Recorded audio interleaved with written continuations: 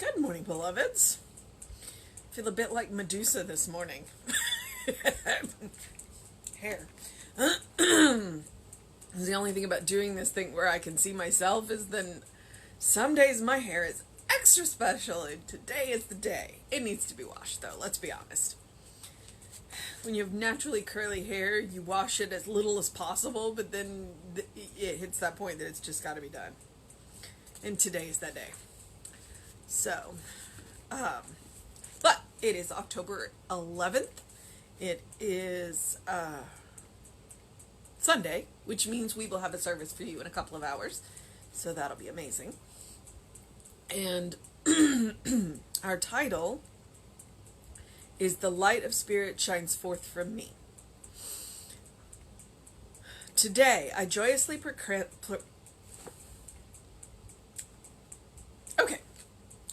It is October 11th. The light of the Spirit shines forth from me.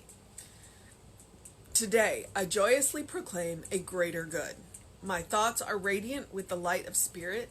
There is no darkness in my mind. I am directed by the Spirit of wisdom.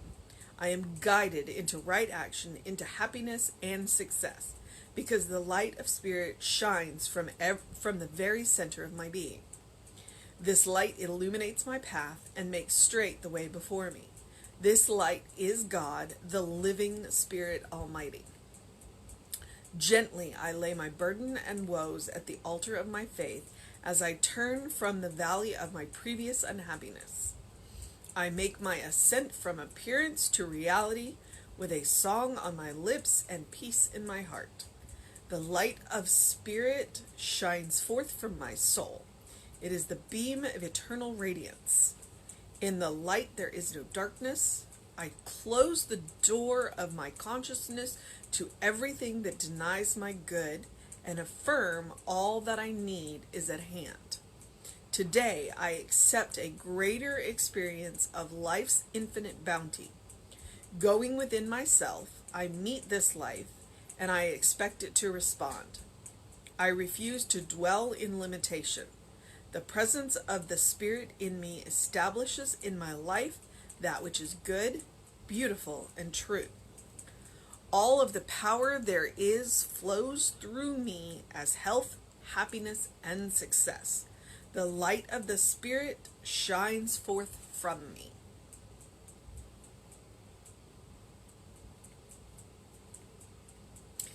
The light of the Spirit shines forth from me. One of the things about Science of Mind is that we're not proselytizing religion. We don't go out and try and convert people. We don't go out and try and convince other people that our religion is better. What we do is we go out and we live our lives and we let our light shine. We let that light shine through us. So that people see that we're basically happy. I mean, we all have our moments, right? But we're basically happy and, moving through life, kind of grooving through life. And even when we do face trials, that we do that with a light heart, so that, and basically what it is that people see our life, see our example and say, well, what does she know that I don't know? What is that source of light? And then they come and ask us questions. It is never our goal to convert people. It is never, but it is our goal to share what we've learned. So, Ernest didn't start out wanting to create a new religion. What he said was, I want to make the religion that you're practicing better. And this is the way to do it. We're going to let our light shine. So we don't want people to, if they want to come, great. And if they want to learn what we've got, great. And if they want to continue to practice who and what they are, that's great too.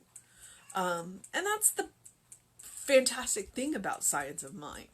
It's like, you're welcome here exactly as you are. and you are welcome to go back to where you came from, and take this stuff with you. So it is truly about letting the light shine forth through us. It's fascinating to belong to a spiritual center that includes a wide variety of different religions. We can have some fascinating conversations. All right, so today I joyously proclaim a greater good. This is our job every day, is to joyously proclaim a greater good. My thoughts are radiant with the light of spirit. And that he's going to go back to that radiant light of spirit. There is no darkness in my mind. When you let the light in, there is no darkness. And if you hear the noise in the background, that's Rita being Rita. I am directed by the spirit of wisdom. I am guided into right action, into happiness and success. So I am directed by the spirit of wisdom. I am guided into right action. We have a choice. And that's one of the things about Science of Mind, is that's exactly what we teach. We teach that we have a choice. You always have a choice. Sometimes the only choice you have is how you feel about a situation. But we teach that you have a choice.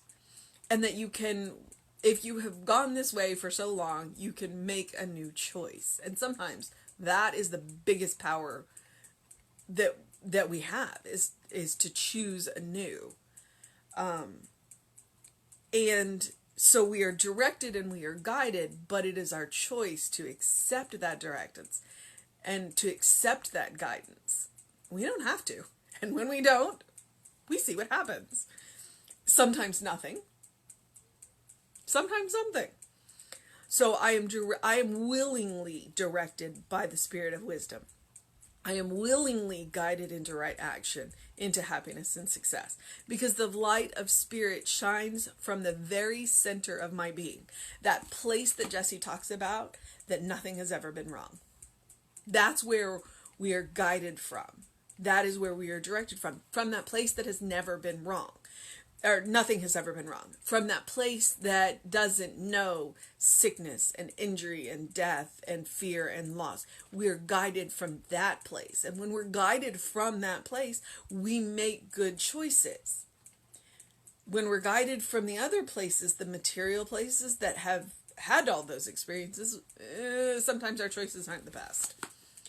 But sometimes they're still good choices. It's just... yeah. Why not make a choice from a place that has never felt that?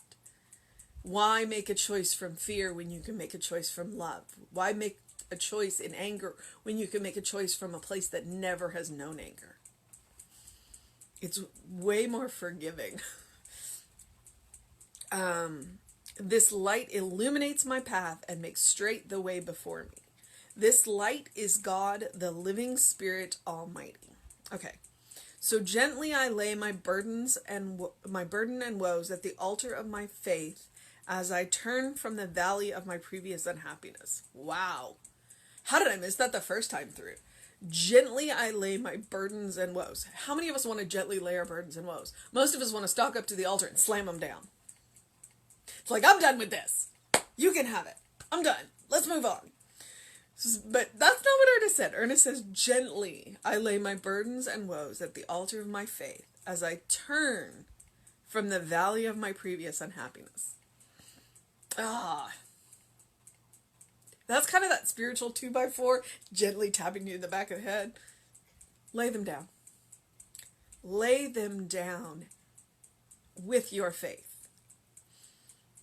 And then turn away. Turn the other cheek. Get a new perspective. I say it a lot. Get a new perspective. I make my ascent from appearance to reality with a song on my lips and peace in my heart. Ugh. So we're climbing out of the pit of despair. Not really, but you know what I mean. I think that's a Labyrinth. The pit of despair. So I make my ascent from appearance to reality. So I'm climbing out of the pit of despair, which I always had the power to do. but I'm doing it with a song on my lips and peace in my heart. Ugh. I don't always feel that way. Maybe today, maybe tomorrow. So it's like, every now and again, it's okay to wallow in the pit of despair for a brief time. And then get up, climb out with that song on your lips and the peace in your heart. You have emotions. You are allowed to feel them. You are allowed to experience them. They're not wrong. And when you experience them, you want to ride them like a surfboard. Don't fall in and drown. But ride them, experience them, and then let them go and catch the next wave. I do not surf, but it's an appropriate metaphor. Ride out your feelings and then catch the next wave into happiness. The light of spirit shines forth from my soul. It is a beam of eternal radiance. Always has been there, always will be there. It is only illusion that it's dark. In the light, there is no darkness. And by the way, that he uses the capital L there. In the light, there is no darkness. I close the door of my consciousness to everything that denies my good and affirm that all I need is a hand. Okay, so we have gently laid our burdens and woes at the altar of our faith and then closed the door. We have closed the door and moved on. We probably are supposed to gently close the door, but if you want to slam it, I say go for it. Slam the door. Just make sure it closes and doesn't, because sometimes when you slam a door, it pops back open, which is probably why we're supposed to gently lay our burdens and woes down and gently close the door so it doesn't pop back up at us. Now that I've thought about it, I'm just like, okay, I get it. So gently close the door and affirm that all we need is at hand. Today, I accept a greater experience of life's infinite bounty. Going within myself to that center place where nothing has ever been wrong, that place where you meet God, I accept this life and expect it to respond. It wouldn't be amiss to actually visualize that place. I used to do a meditation with some of y'all might know her, Pat Ricard, Lady Pat, and she would take you into a cave to meet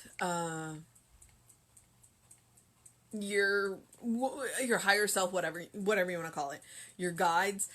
And so even when we went into the cave, what I would visualize is like a grassy hilltop, very English, a grassy hilltop with trees in the background, and then I would have 2 wingback armchairs and a little table with and I don't drink tea per se, but it would have a teapot with teacups, and so, but every time I showed up on that grassy hill in the cave with those beautiful, amazing chairs that you think you'd find in like an English library.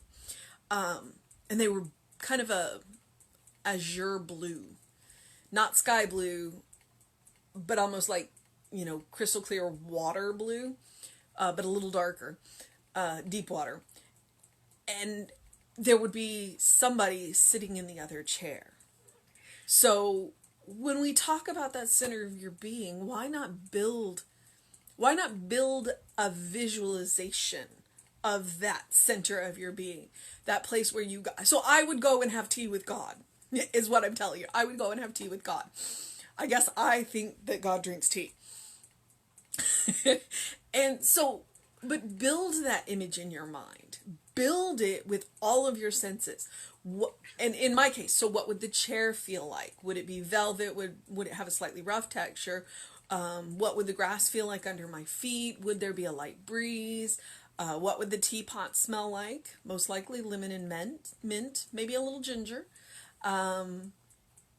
What would it feel like to sit in the chairs? What would it sound like? Would there be like birds or leaves rustling in the background? Rita has decided to join me. And build that image of the center of your being where you meet God. Now, just because mine looks like a hilltop with chairs on it in a cave, whatever it looks like to you, like what is your most favorite place in the entire world? That place where you know that God would be. I mean, God's always everywhere anyway, but if you were going to set an appointment to have a conversation with God, what would it look like? And build it in your mind. And so then when whoever you're listening to talks about that center, that place where you meet God, bring up that visualization and get into it. In theory, I could build that. I could go buy those chairs and that little table, and that little tea set and build that place in my house, which just occurred to me. So now I'm thinking about it. Build it.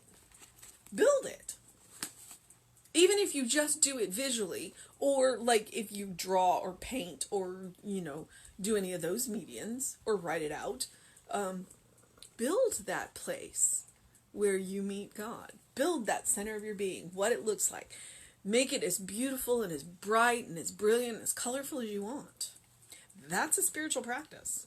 All right, now that I've gotten off track, because I meet this life and expect it to respond. I refuse to dwell in limitation. The presence of Spirit in me establishes in my life that which is good, beautiful, and true. The presence of Spirit within me establishes in my life that which is good, beautiful, and true. It's my job to accept what's good, beautiful, and true. But that Spirit is there to create it. All the power there is flows through me as health, happiness, and success. So there is power flowing through you all the time. And it's up to you to turn the faucet off and on, or up and down, as to how much power you want flowing through you. And it is this power that can create health, happiness, and success.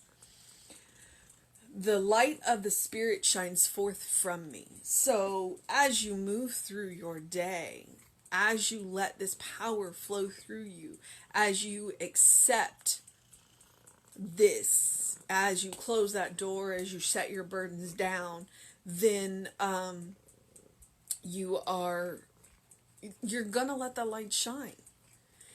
It's not a matter of, okay, when you're happy, you shine.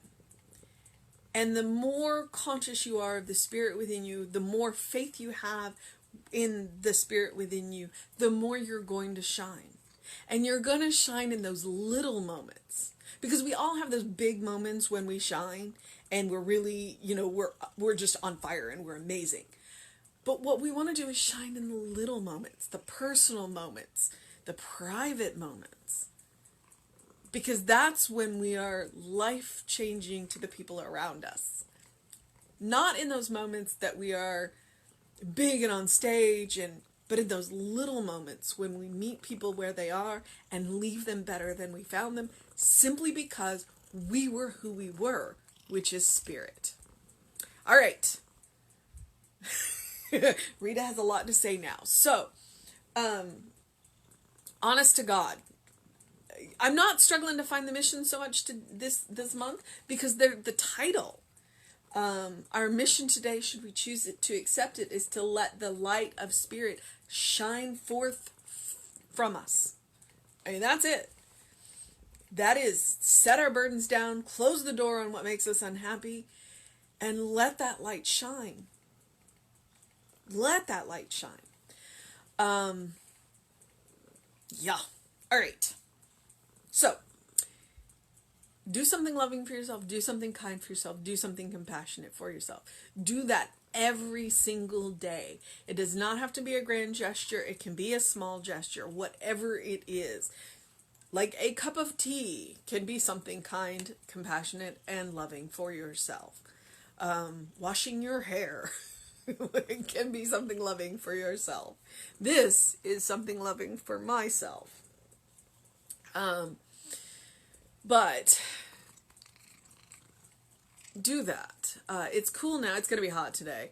But if you have a chance, open your windows. Let some fresh air in. I was watching a sleep doctor, and that's exactly what he was talking about. He says once a week for 20 minutes, go, and we would have to do it early in the morning or really late at night. Open all of the windows, or at least a window in every room, and air your house out, even if you only do it for 20 minutes.